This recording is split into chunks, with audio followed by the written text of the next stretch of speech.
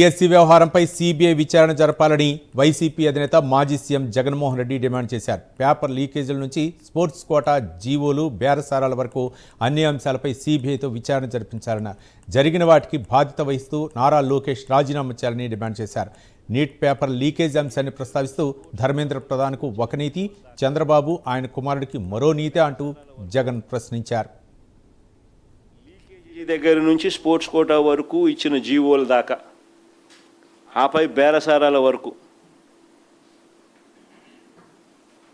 ఇవన్నీ వ్యవహారాలను కూడా సిబిఐ చేత ఎంక్వైరీ జరగాల.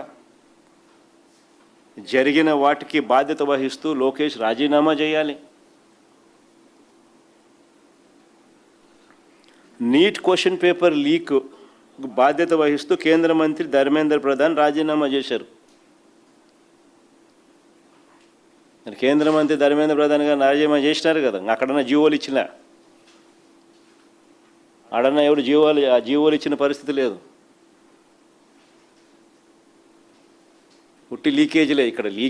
లీకేజీతో పాటు జీవోల ద్వారా ఏ ఎగ్జాము రాయకుండా ఉద్యోగాలు, ఆ తర్వాత బేరసారాలు ఇన్ని కనిపిస్తూ ఉన్నాయి.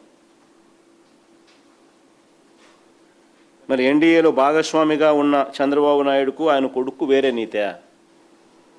ధర్మేంద్ర ప్రధాన్ గారికి ఒక నీతి, చంద్రబాబు నాయుడు గారు ఆయన కొడుకు ఇంకో నీతి. లీకేజీ దగ్గర నుంచి